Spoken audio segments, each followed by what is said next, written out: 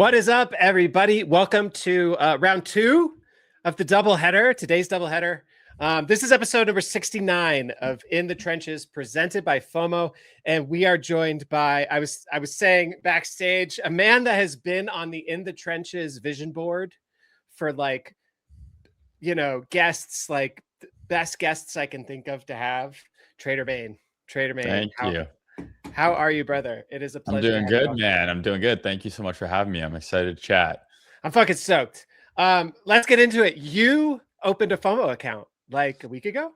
I opened a FOMO account like a little over a week ago. As much as I'm an unk online, I still like to fool around with, the new products and stuff that are out there. I'm like, okay, I got to get maybe a little bit of Cash Cat, a little bit of Ansem. That's what's up. And I just like trying out new stuff in crypto. I think that's part of what crypto is, trying things out. If you would have connected a wallet to Hyperliquid, you would have got an airdrop. So you never know what you're missing out on, right? Yep.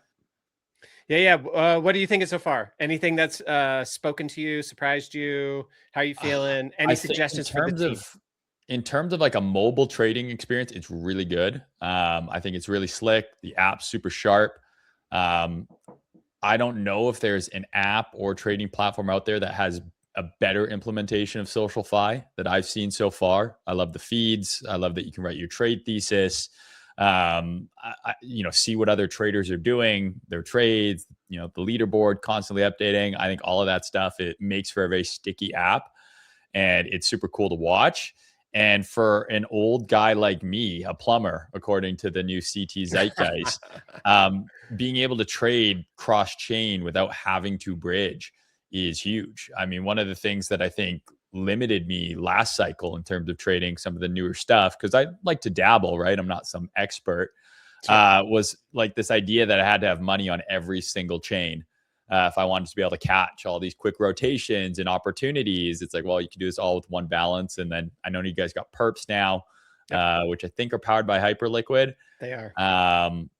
Pretty sweet to be able to do all that in one app.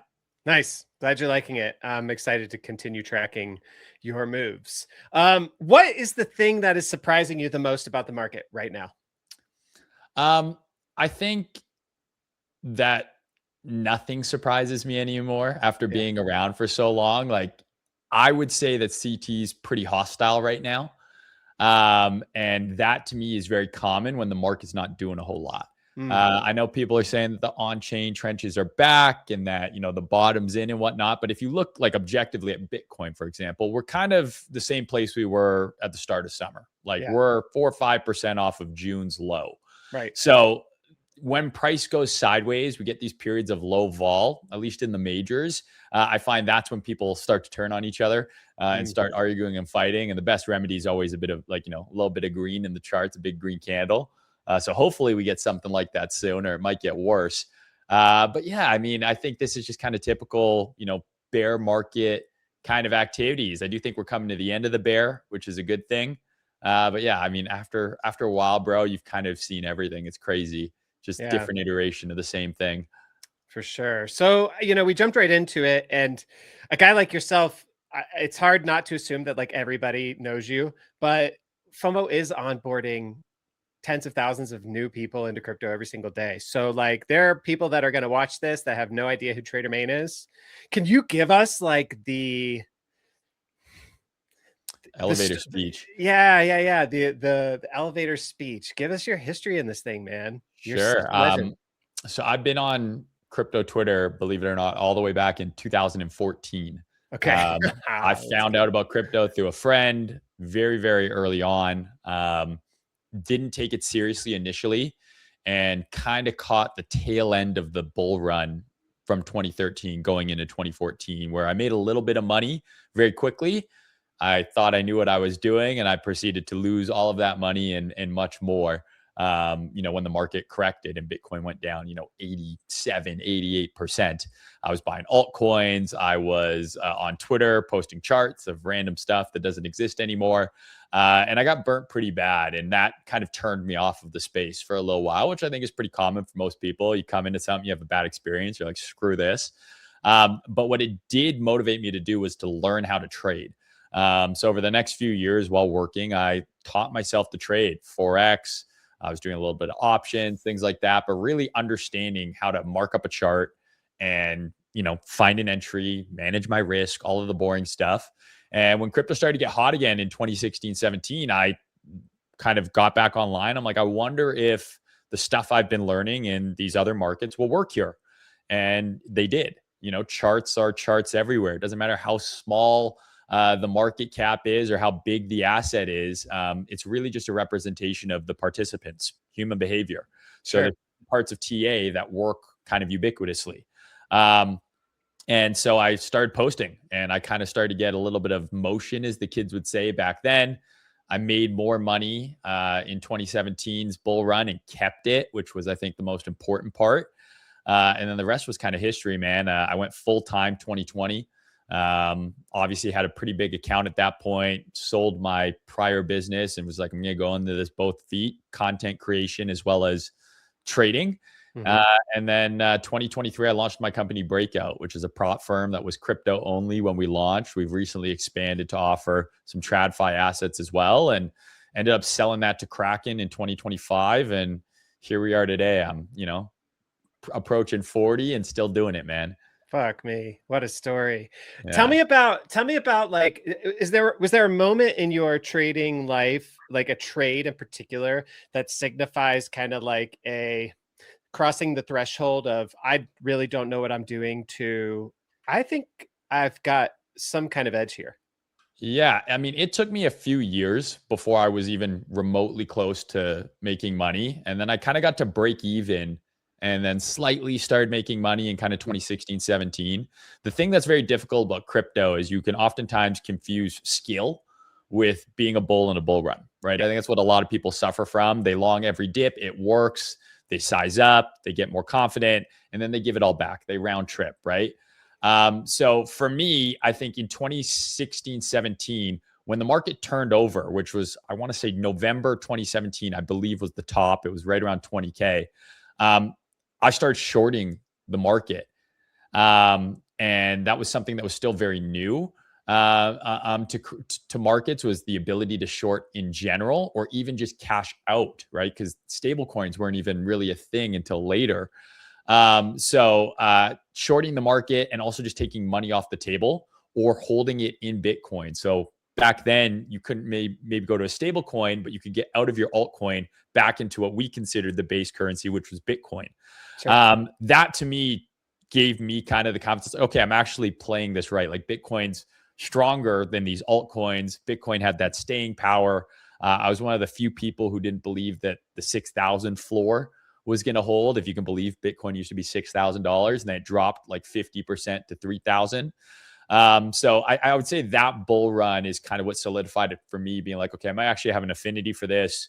I'm going to start sharing what I know and, continue to learn along the way. But yeah, being able to see the market in both directions, I think that was when the light switch was turned on. Do you have a sense for what your specific edge was at that time? Yes, I call myself a price action trader still to this day. All of my decisions for the most part are based on the chart. So I'm not trading narratives. I'm not trading any sort of market, consensus ideas.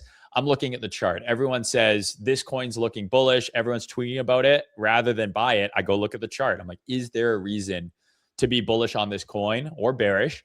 And then my edge was knowing where I was wrong. I think that's something that I was very good at and have developed over time. Is I never really wanted to enter a trade where I didn't know where that idea was no longer valid, because that's just as important. It's arguably as important as your entry, and it's definitely more important to your target. When's this idea you have no longer correct? So being a risk first trader, primarily relying on the charts, price action, that's how I'd kind of describe myself and my edge. And this is how it's remained up till today. Yeah. Like nothing has Totally. changed. Yeah. Totally. I So mean, I think even, the meme coin trench guys, whether or not they know they're doing this, like they're using bankroll management. It's no different than like a poker player, right? Or a gambler at a casino. Like you have bankroll management. You have certain bets you press on. You have certain times where you take off. You conserve your cash. You conserve your dry powder. I assume I'm not as much of a trencher as many of these kids, but like, they have different sized bets for different opportunities based on a variety of factors. That's risk management. Yeah. Yeah. So, okay. I want you to settle a debate. You're probably the most suited to settle this debate of anybody that I can think of that I've interviewed up to this point. The general narrative from people that I talk to, kids in the trenches, people who are trading memes, people who are trading alts, is that technical analysis matters less and less and less and less and less over time. And as you go, farther out on the risk curve, lower down on the market cap scale, right? So for 100,000 market cap token, TA is like the most stupid thing to basically everybody who's in the trenches today. Do you agree or disagree that TA is equally as valuable at a very, very low market cap as it is at a very, very high market cap? And if it's not, what is the threshold at which TA really kind of starts to matter? I think at like the super tiny market caps, especially with these coins where, there's people buying stuff under 100K and like this individual person owns a percentage of the supply that, quite literally, if they dump it, it's going to nuke through any imaginary line that you drew. Yeah. It's probably not as relevant. TA, though, is a bit of a self-fulfilling prophecy, right? Like, why does a trend line or a level of support work? If enough people believe that this is support and buy there, it becomes support. If you remember when Tom Lee, ETH was trading up towards like 4,000, he was buying all the way into the top. He had this quant, right? He's like, this is my quant. And the guy would draw a trend line and then a horizontal line. You'd be like, this is where it's going to bounce. And then lo and behold, it bounced. And then Tom Lee disclosed that he bought like $1 billion worth of ETH at the level. Yeah. There's more buyers than sellers, price will go up. There's more sellers than buyers, price will go down. It's the only thing that can happen. It's zero sum.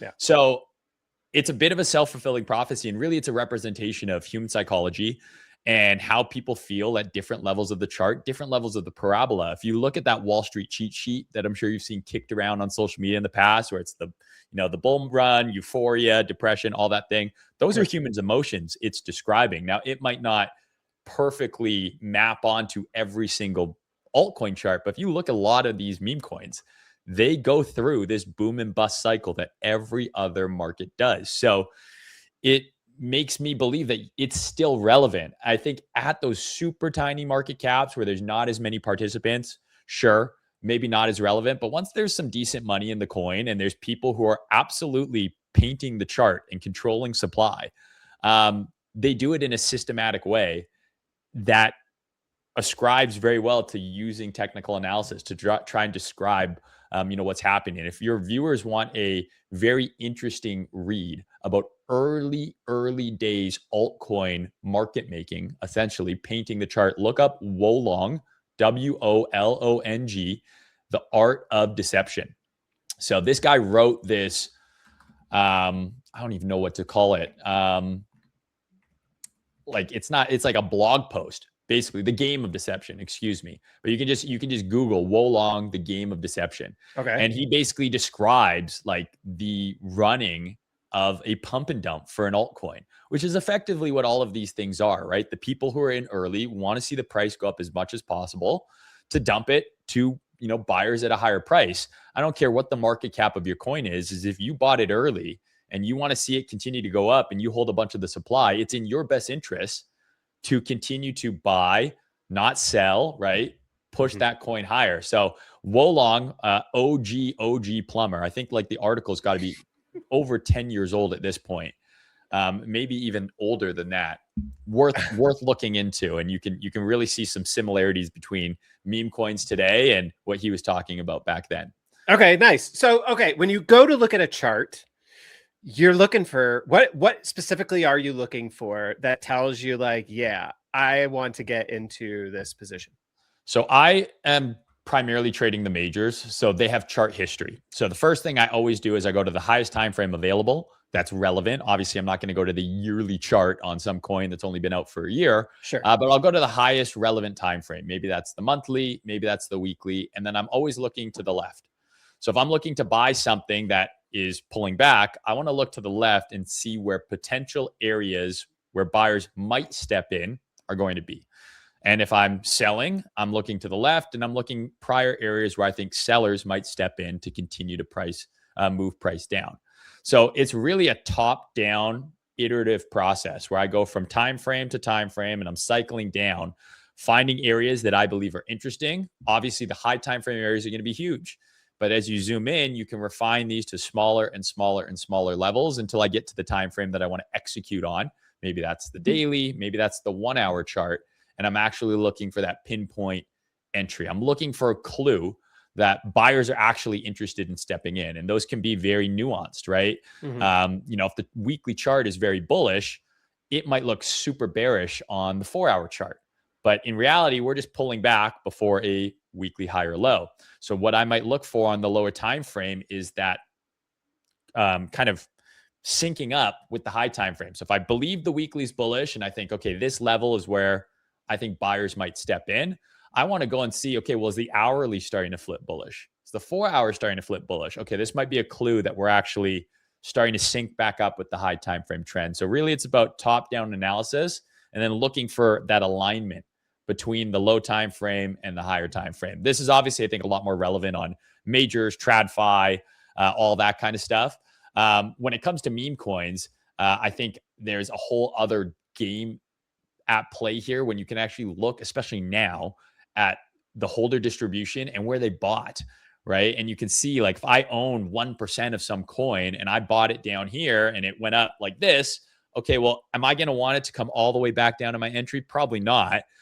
So you might see them buy at an area that seems logical. Maybe it's a trend line, right? Yeah. Maybe it's at an area that looks like clean price, clean support. Maybe it's at the 100K or $1 million market cap level. Humans love these round psychological numbers. So there's things like that. And then it's a bit of trial and error, obviously, right? Like the beauty of how I trade is everything is focused on asymmetric risk reward. So I'm never risking $1 unless my potential profit's $2. And so that allows me to be wrong and take shots and not worry about getting 2 or 3 trades wrong in a row because, on the aggregate over enough trades, I have a profitable edge. Yeah. For somebody who's like discovering trading now, going on YouTube, saying how to learn how to trade, and the first thing that they come to is like a technical analysis video. Maybe it's yours. Maybe it's one of my old ones. Maybe it's like, any number of other people's. Do you have if somebody were to ask you what's the best way to learn TA? Like, what's the most important TA concept to that will carry me forward? There's so many different tools. There's so many different measurements. There's so many different ways to skin the cat.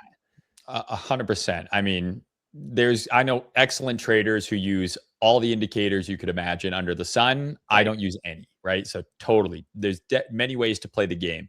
I've been in the process of releasing an entire kind of trading boot camp. I call it the Whiteboard series. I've got about 18 or 19 videos posted on my YouTube already. That's a pretty good starting point. The third video is on market structure. To me, that is probably the most important single. If I had to say pick one concept to learn first, I would say market structure. Obviously risk management, all these things come, in time, but if you can learn to read market structure, that will give you a sense of whether the chart you're looking at is bullish or bearish. And there's certain things that you can't fake in the chart, especially when you're trading these bigger assets. If you look at Bitcoin, every time we have a weekly market structure shift, it is usually the top or bottom of the bull and bear market every single time. So the market structure on those high time frames becomes very, very, very powerful, but it works on the lower time frames too. And it works on your meme coins as well. If someone sees a chart making higher highs and higher lows, they're bullish, right? It's like your hind brain, animal brain part. It's like seeing the lights at the slot machine. Right. Like, I want to see who wants to buy the chart that looks like absolutely murdered. They want to buy the chart that looks like it's going to go up forever. So market structure, if I had to pick one, would probably be it. Okay, got it. What conditions must be absolutely true in order for you to get into a trade? So I'm a big checklist guy. So I have like a checklist of things that are mandatory. And then I have a checklist of things that are like nice to have. So if I have all 10 of these things, let's say, A+ trade. If I have 7 of them, still a trade I can take, but maybe not, full stack it. So I have to have high time frame and low time frame alignment. So if I'm looking for a long, That's because I believe the high time frame is long. So that long that I'm looking for on the low time frame is validated. It doesn't mean you can't long in a downtrend to make money. You can. I just like to stack the deck in my favor as much as humanly possible before entering the trade. So high time frame to low time frame alignment. The risk reward has to make sense. So where's my trade idea wrong and where do I think this could go to? And then where's my entry, obviously. So if I'm entering at, Bitcoin at 100K and my stop loss is at 90,000, I think Bitcoin has to go at least to 120,000 for that to give me that 2-to-1 reward to risk. So that's built into my system as well. It's got to have asymmetric risk reward. The easiest way to understand why this is important is just math. If you have a 1-to-1 system, you got to be right 50% of the time to break even. That's hard. I know according to social media, it seems like people never lose. They never post a losing day. If you ask people who are actually actively trading, your hit rate is not 50%. I've had periods where my hit rate is 70%. I've had periods where my hit rate is 30. But I usually end up somewhere in the mid 40s is kind of on average. Over the last year, my on all the trades I took was 47% win rate, which is pretty good. Yeah. If you aim for 2-to-1, you only need to be right 33% of the time to break even. This now all of a sudden seems like a much more manageable task. If I'm telling you, got to be right 50% of the time, like that's tough. Only 1/3 of the time, and then you can be profitable. That's a lot easier. So high time frame, low time frame, kind of bias alignment, risk reward has to make sense. And then I need to know exactly where my trade is wrong. And I need to have a entry model that I use to actually get me into the position, because I'm not just buying to buy. I want to buy where I believe is a good area to buy. So those are kind of probably the most important must-haves for me. And then there's a lot of things that make me stay away from a trade completely, right? Like the stop is way too far away, all sorts of other things. If there's like a CPI event, FOMC, I'm generally not even going to trade on that day, earnings release, things like that. So I'm a big checklist guy. And if you want to improve on your trading, write your stuff down, get yourself a little journal, use Excel, use one of these, use Claude, and start writing down your thesis. It's one of the cool things that FOMO has that I think can even be expanded on is not only here's my trade thesis, but like here's what a good outcome is, neutral outcome, bad outcome.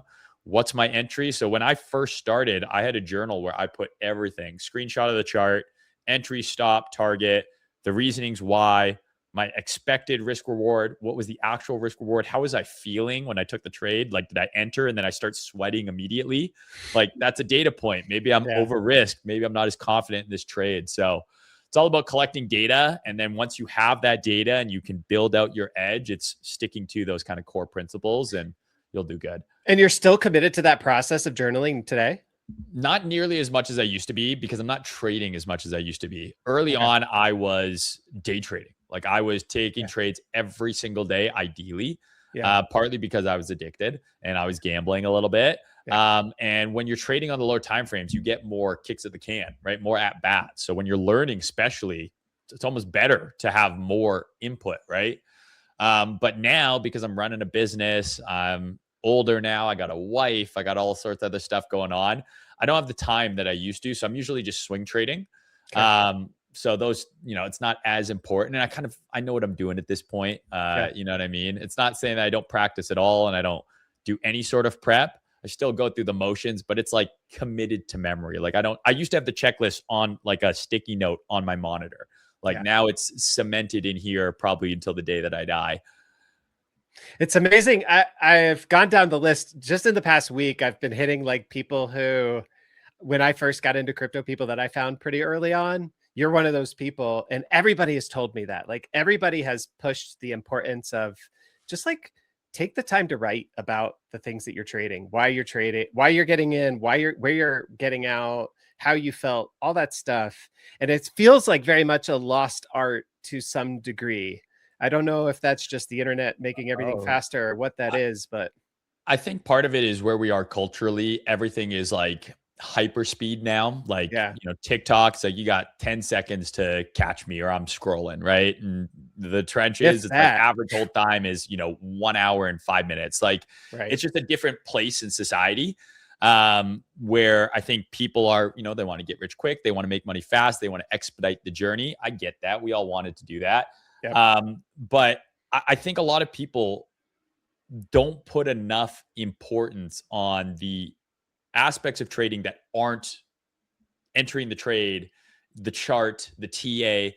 I can teach you in an hour how to mark up the chart exactly like I do it. I do it every week on stream. I show people exactly what I do. And they go, aren't you worried that people are going to like copy you and erode your edge? I was like, no, because most people will never put in the work or the time or the effort to even do it. Hmm. And I also have 10,000 hours, shout out to Malcolm Gladwell, of like battle scars of being in the arena, taking the losses, going through the highs and lows. And that stuff you cannot teach. Yeah. You only learn by doing. And those lessons are a lot more easy to remember if you write them down. You know what I mean? Like when I do something stupid and I write it down and I go, damn, like I've lost 10 trades over the last however long. And in every trade that I lost, this same thing happened. Now you have data that you can then actually go and change your process, change what you're doing. And I think, yeah, it's not quantitative, it's a qualitative data point. And I think people just kind of don't think that's important. It's huge. I would say most people, meme coin traders included, it's never really the chart. It's a lot of it is emotion. The reason you round trip, you have this emotional attachment to money that's not really yours yet. And oh, maybe it's going to go higher. And in your mind, you had this idea that you're owed more. You're feeling greedy. You long some coin because a bunch of people in your Discord community longed it, but it's already up 20%. And that's FOMO. Like these are feelings that people are experiencing consciously or subconsciously that are absolutely affecting your decision making. One of the things I used to do all the time is I would wake up in the middle of the night and I'd check my phone and I Oh would yeah. make a trading decision half asleep. Like, oh, look, this is bouncing. I'm going to close out. And then I wake up the next day and it's like fully reverted. And I'm like, oh my God.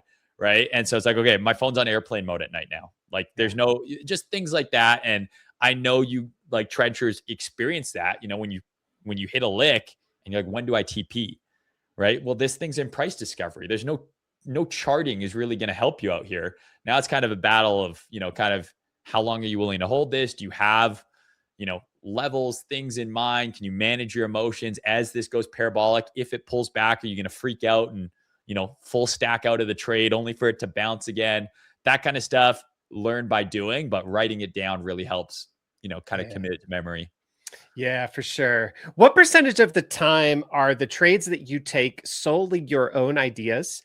And what percentage of the time are they like floated to you by a trader friend or, something comes across your radar on the timeline or whatever? Like what's the balance there? Now, 99.9% of my trades are my own idea. Okay. I might have a friend tell me like ETH looks good here, and I'll go look at it. And I'm like, oh, it does look good. Yeah. But for a very long time, due to the fact that I've lost ungodly amounts of money, I don't listen to other people. Trading's a one-player game. Like I think trenching has changed it a little bit because I see these guys on these like Zoom calls, like getting into coins at the same time, new listings and stuff. Like me trading, I'm alone in my office. I'm looking at the chart. I'm making the decision because I'm risking my money. So I don't want to have some external person to me to be able to shift blame on if something doesn't work out, which is very common for crypto Twitter. Oh, this guy bull posted this and it went down and I lost money. I was like, that sounds like your fault, not his. Because you don't know what their entry is, their thesis, how much they're risking. Did they take profit? You don't know any of that. Unless you're on FOMO. Unless you're on FOMO. Unless you're on FOMO, which is changing the game a little bit with this stuff. But even so, like, okay, you see Frank's in some coin. Maybe Frank's willing to hold something 50% drawdown, Right. Because he's got other stuff going on. This might be your entire net worth. Yeah. So I think your trade ideas should always come from yourself. Early on, obviously, someone posted something on Twitter that I like valued. I'm like in there aping that thing. But I learned many expensive lessons doing that. The best trades are the ones you come up on your own. Now, if we're talking about narratives and thesis, driven trades where like, okay, hyper liquid, everybody who's talking about it, a lot of people who I respect who are very smart are talking about it. That might make me look at it, but I still want the ultimate decision of like clicking the button to be on me. So I can't play the victim later if it doesn't work out. It's like, hey man, I took the risk. I took the shot. It works. It doesn't work. So my wins are mine and my losses are mine too. Yeah, very real. Speaking of narratives, speaking of metas, I mean, we talk about them all the time in the lower market cap world, but they are just as prevalent in stocks and traditional finance, right? Narratives drive everything. How do you identify a new narrative forming? And where do you generally find yourself first getting into a narrative style trade in its like lifespan? Are you really good at identifying narratives kind of like before they become the big talk, or do you find them at like kind of like in the process of the move, I guess? I trade confirmations and reversals. So I'm really good at catching the end of moves and the reversal, like kind of getting bearish on AI before the big dump. And I'm really good at getting into something that's already moving, that's already given me that confirmation that, oh, yeah, this thing's bullish. Okay, now I'm going to hop on. I am not the early narrative guy who's going to be like, okay, this is the next thing. That's never been my game. I Right. think that there's a skill in managing information flow and being able to catch on to what people are doing, people with money are doing. And I think now more than ever, with how transparent information is in crypto on chain, that becomes, like I said, a skill in its own right, where you can see, like, okay, what are the people who are consistently early, consistently making money doing? And that was a lot harder back in the day because we didn't know. We were given white papers and promises of partnerships, and oh my God, this company's going to partner with Disney. How am I? They tweeted it from their official page. They're going to partner with Disney. It's in the white paper. How am I supposed to not believe them? Mhm. So I think that that's become a little. I guess I don't know if it's easier to track narratives now, but the information's more readily available for people to get in really early because there are people who catch stuff, and I'm like, damn, like how did they know? But I usually wait for the crowd to get in, and any sort of trade, I'm not really worried about the bottom 10% and the top 10%. If I can get the meat of the move, Okay. I'm usually pretty happy. Yeah, this is like a stage three, Yes. Yeah. Like stage once that coin stage is three clearly mindset. accumulated and broken out, I'm like, okay, I can get involved here and I'm going to probably sell it well before it tops, but that's okay. Okay, got it. What is the most underrated narrative that you see forming right now? I don't know if it's underrated or properly rated, but I think like people are like, I think meme coins aren't going anywhere. Like I agree with Ansem's kind of general take on meme coins because it's like there are not that many places where you can turn a little bit of money into a lot of money. Like crypto on chain is one of them. But to me, the coolest thing happening in crypto that some people are talking about, others aren't, is this nexus we're heading towards where everything is becoming on chain and basically perpified.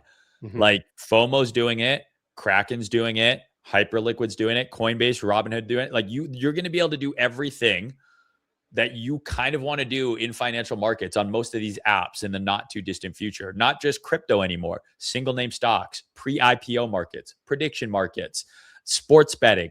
It's like, mention markets. Like it's all heading towards this nexus where you're going to be able to speculate on anything 24/7, 365 with like unparalleled um, transparency uh, in these markets, which is crazy to me. And I think that is an not being spoken about enough is like, wasn't this the goal of crypto early on? It's like to revolutionize the financial system. Maybe it's not happening the exact way we want it, Mhm. but that to me is one of the coolest things.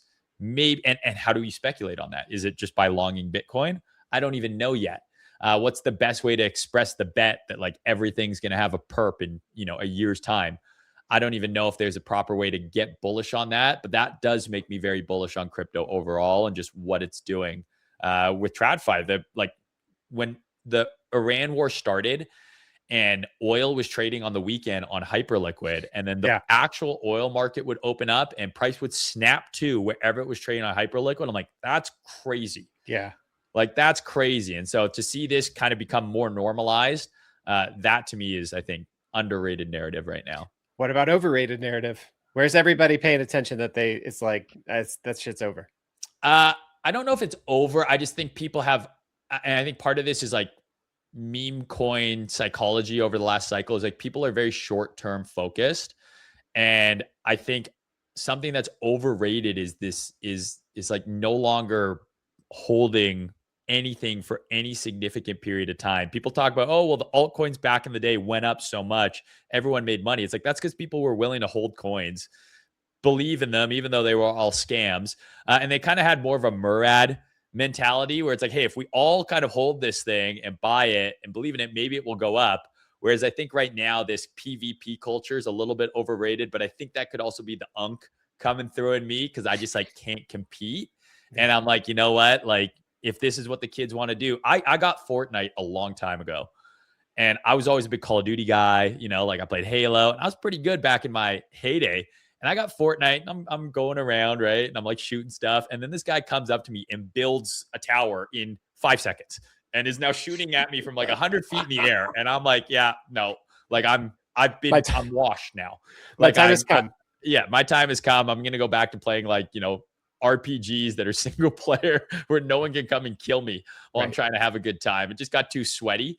And that's how I feel like meme coins are now. But that's the thing. These are the people trading them. Like, that's the new game, right? You can't ask a basketball player from the 70s to shoot 3-pointers like Steph Curry.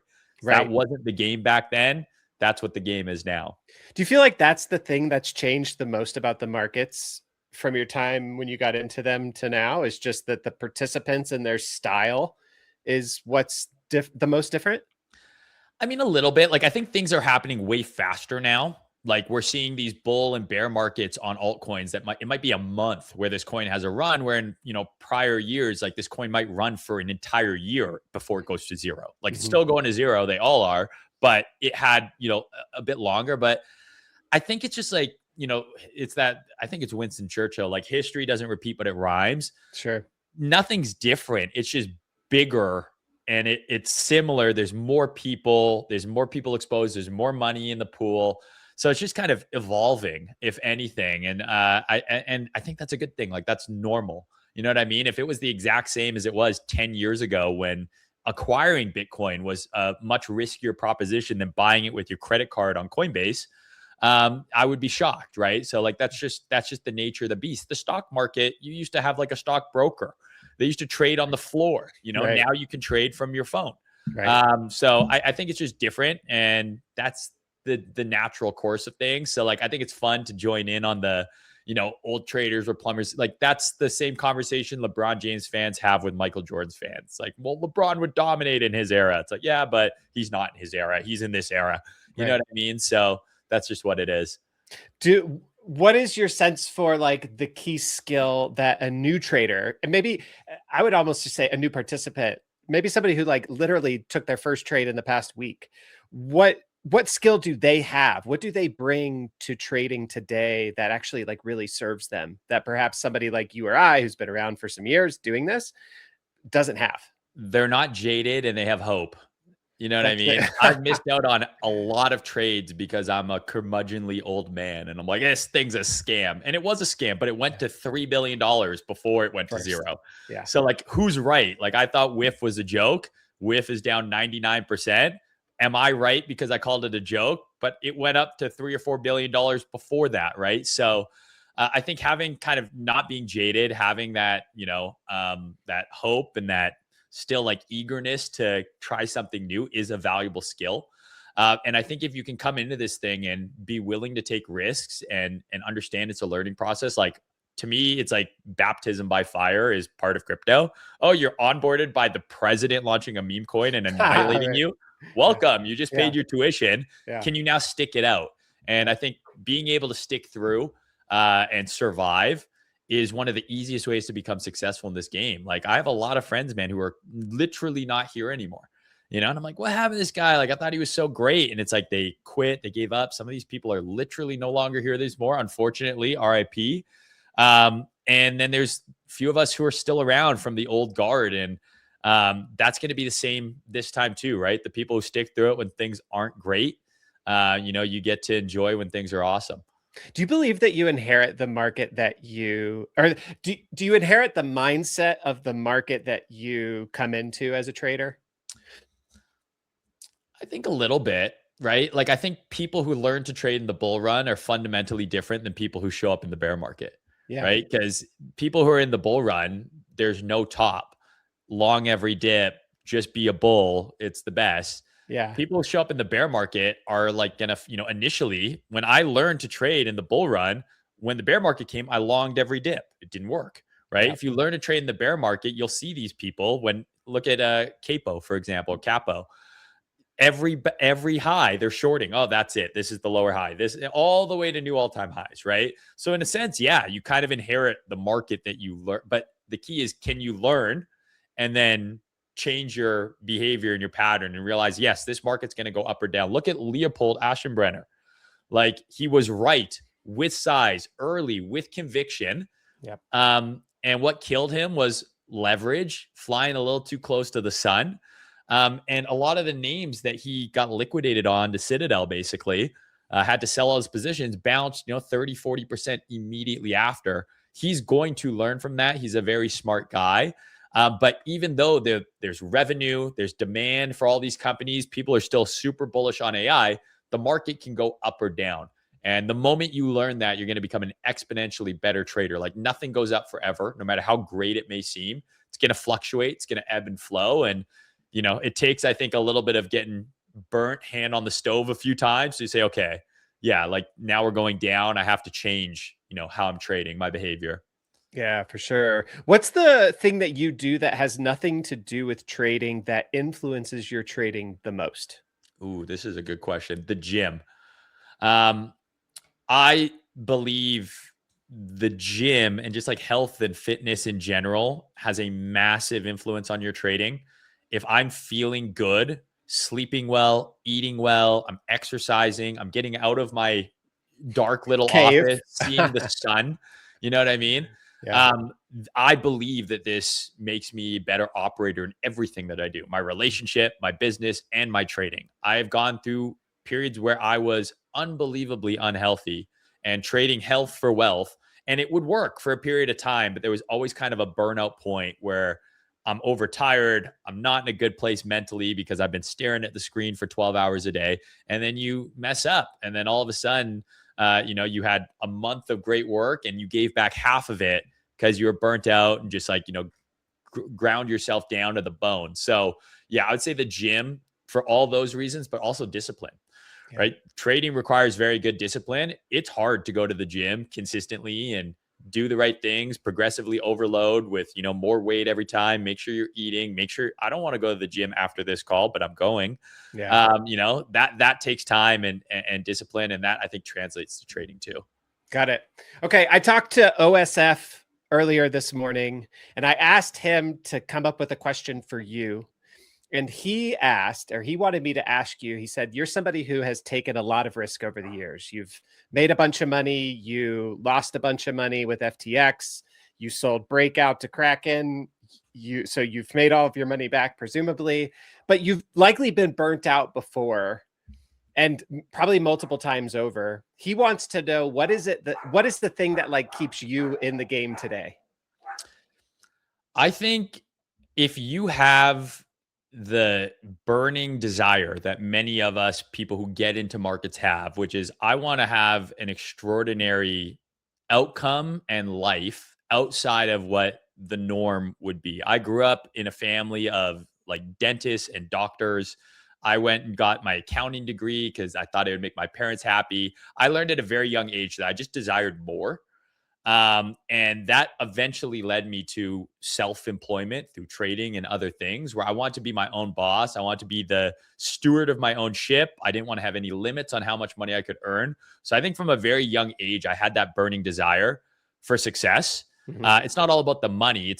That's part of it. Money's great. I don't want anyone to tell you, oh, money doesn't buy you happiness. Makes it a lot easier. Sure. But it's all the things that come with it: freedom of time, freedom of location, the ability to help my friends and family out when they need. That's always something that drove me. And once I got in and I saw, you get a taste, it's like your first big win at the casino, your first big trade, like it's like a drug. I'm like, oh, wait, like this is possible. Like, I sold my company to Kraken. That was an unlock. Oh, wait, I can like build something from nothing. Mhm. And years later, someone's going to buy it from me because they see what my vision was, and I grew it to a certain point where they're like, yeah, we're in. Like, you get these unlocks through life. And early on for me, trading, actually starting to make a little bit of money and feel like I knew why I was making money. It was no longer on accident. I was like, oh, I think this is going to happen. Here's my bet, and it works. I was hooked. And so even when I lost money on FTX, I would have bad downswings. I had unmitigated self-belief. Always. I always believe I am highly favored.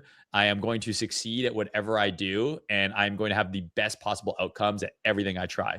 Is that always the case? Of course not. But I feel like having that mindset, I'm a big believer in like the law of attraction. Like I put that out there every day, even when I don't feel like it. And then it's just about doing the work. And so when I was at my lowest, periods like FTX, I'm like, I know I'm going to make it. I tweeted it. Like, I'm going to make all this money back and more. Like, stamp it. It's going to happen. Obviously, you can't just do that and then kick back on the couch, right? You got to get back in there and do the work. But yeah, I think just like unrelenting belief in my own abilities and aptitude beyond what is probably even real. Is there, I mean, that's fucking beautiful, man. Like, truly. Is there a very simple way that you can point to help traders with that mindset piece? I hear this a lot. Like, it's very, very important. It's not just in trading, it's like in life. Positive mindset's so important. But the default, the monkey brain is like, no, everything sucks. I hate this, blah, blah, blah. Right? Like, what are like the simplest ways that you have to like remind yourself, no, positive mindset? Yeah. So this is going to sound like counterintuitive, but I'll say a few things. So one, I just think in your day-to-day life, go look at how many situations you've been in where you have some sort of negative experience and what your mindset was going into that. Maybe it's you don't want to go out, at night, you don't want to do a meeting, you don't want to go to the gym. Like your mind is unbelievably powerful. So I'd say absolutely read some books on this kind of stuff. It will help you.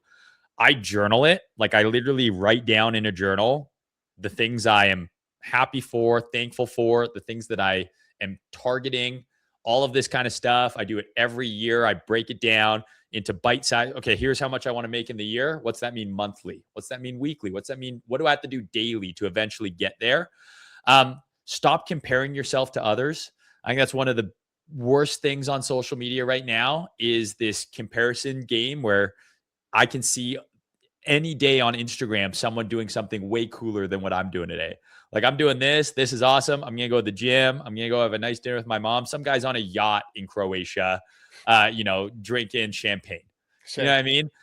Like there's always gonna be someone doing something better than you in this very moment. So stop comparing yourself to others. And just try it, dude. Like talk positively about yourself. Have positive self-talk about your abilities, about what you're doing, about how you feel, and see how your life around you changes. I believe the way that you perceive your reality is your reality because that's all you can control. Yeah. So if I'm going to go into a situation with a bad attitude and a negative mindset, and then it, surprise, surprise, turns out to be a bad situation that resulted in a negative outcome, like that's not shocking to me. You're never going to be perfect at it. It takes work. It's lifelong work. Some people call it prayer. Some people call it manifestation. I truly believe in that stuff. When it comes to trading specifically, outside of stop comparing and listening to others, like you're on your own journey. Yep. You're going to win when you're supposed to win. If you're doing the right things, you're putting yourself in the right spots, it will work out over time if you're persistent. I do believe that. I think the stat of 90% of traders failing, it's not because trading's so hard necessarily. It is, but a lot of people give up. Yep. Right? You give up right before you have that big aha moment. And then specific, like what you could do right now, think risk first. I know it's kind of counterintuitive to positive mindset, but how much are you going to lose if you're wrong on this idea? Are you comfortable with that number? Awesome. Send it. Yeah. Like I know the worst case scenario now. So why won't I think people automatically say, if this coin goes to this, I make this. We all do the calculator math. Yep. I own 1%. If the coin goes to 1 billion, like I have, $10 million. Yep. How much are you willing to lose or how much will you lose if this idea is wrong? Maybe it's 10 grand. Is that a number you can live with? Great. Now let the trade play out.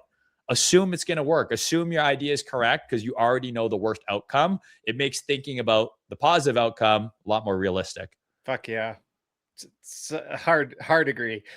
What's the thing about trading that still perplexes you to this day? No matter how good you think that you are, the market will always humble you.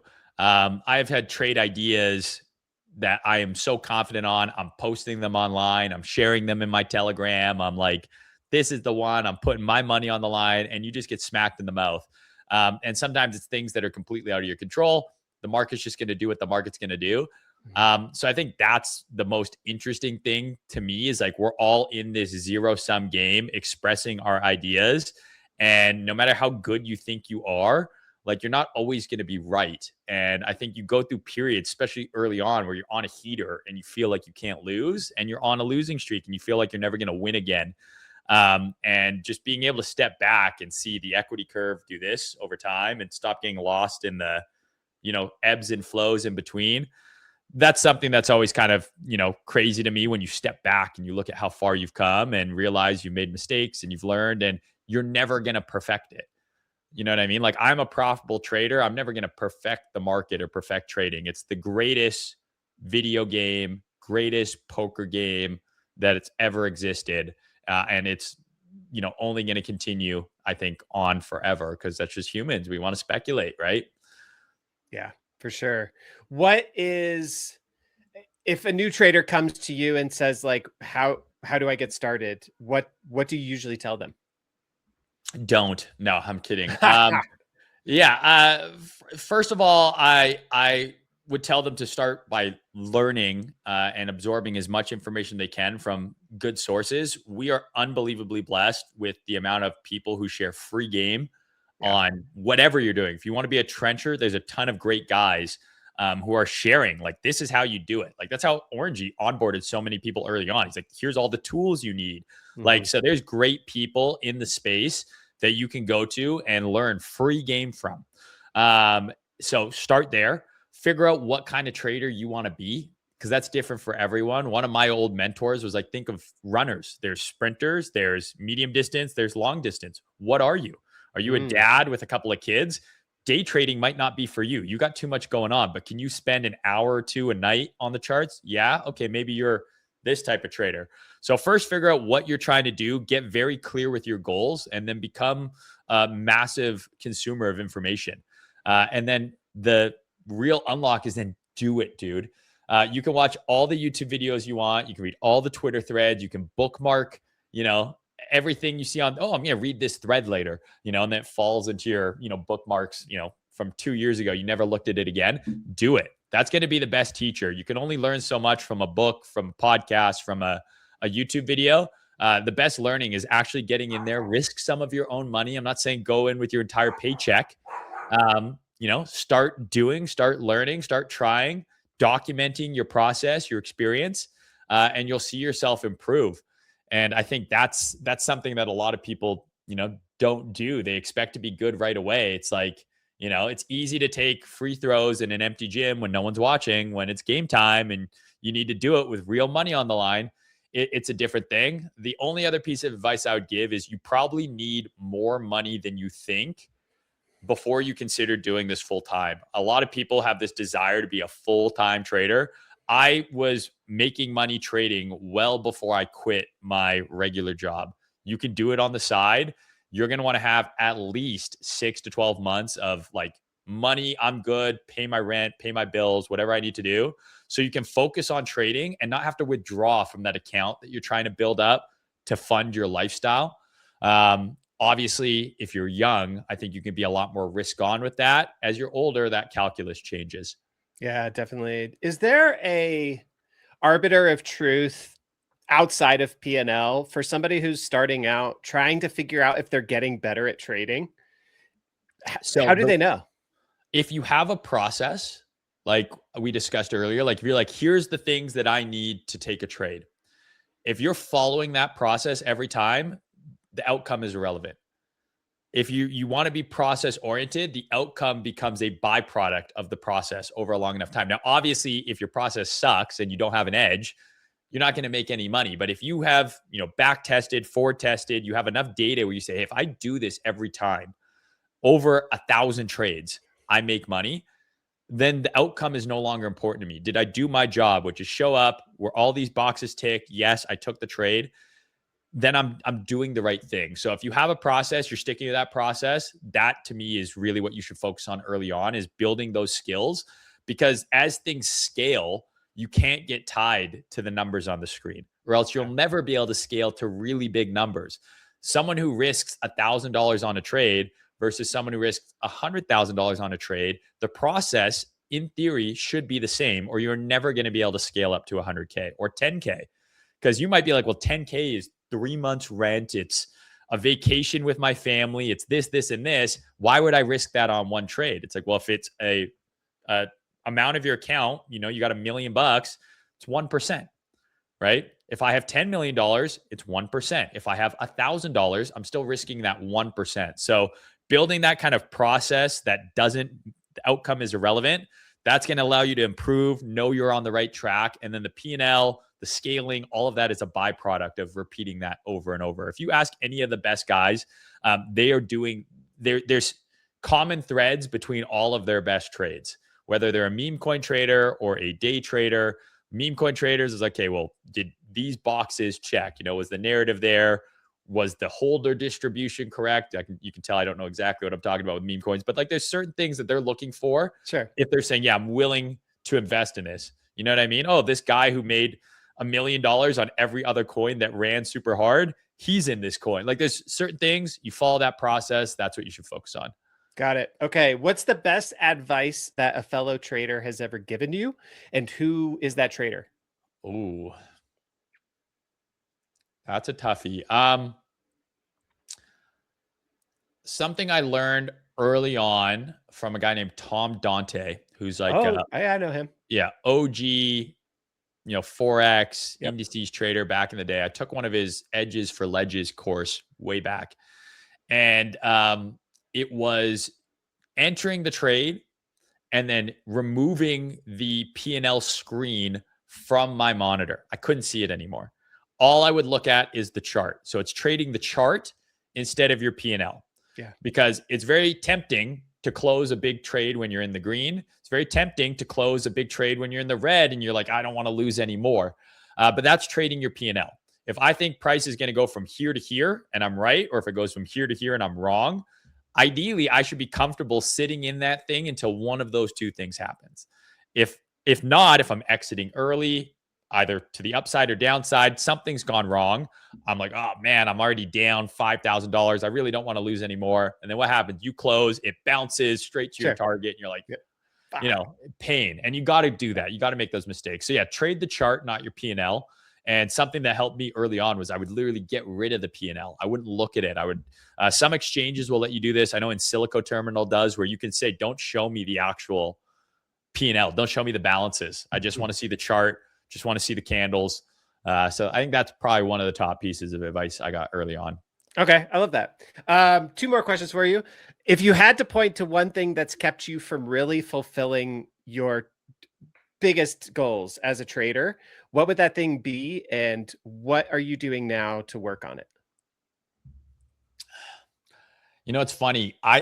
If you asked me 5 years ago and like told me where I was going to be today, like you're like, hey, in 5 years, you're going to have done all this stuff. I'd be like, you're nuts. Right. Cause I learned, with the help of a performance coach that I work with, that I had to start disconnecting myself from the numbers on the screen, because there is no summit to the mountain you're climbing. Like you just get there and it's like, oh, I'm at the bottom of a new one. Yeah. So I accomplished my goals, but then you just get new ones. You know what I mean? So I don't think anything's hampering me from doing it. But I would say early on, for sure, managing emotions like greed really slowed my growth trajectory, because it's very easy to let those types of emotions come in when you're in a trade, you're up a big amount of money. And when emotions come into play, you start acting subjectively and you make more mistakes. So I'd say that slowed my journey, but I think it was part of it. You know what I mean? Like you gotta mess up, dude. Like you gotta round trip that generational entry where you're like, I had $1 million. Now it's like back to zero. What have I done?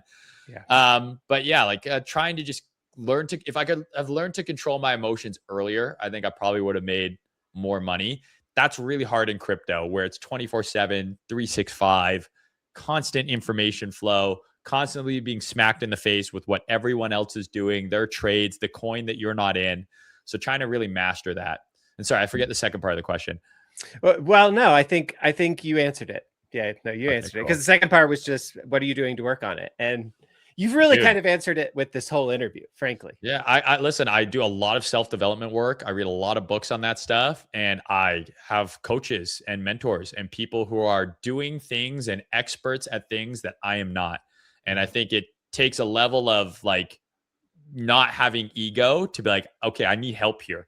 Yeah, You can be in great shape and make a bunch of money. It doesn't mean that there's not someone that can help you get more dialed in sure. another part of your life. I did an interview on my channel, I think a week or two ago, with my actual performance coach who I brought Oh, on like cool.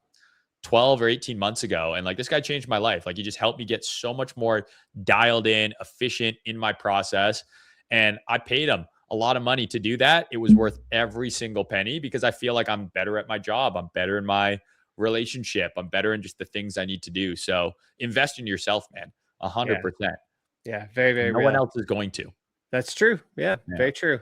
Okay, last question for you, really quickly. I'm trying to make this a new thing. I don't have. I'm like waiting for a couple people to get back to me. So normally, what I would ask here is, I have this person coming on.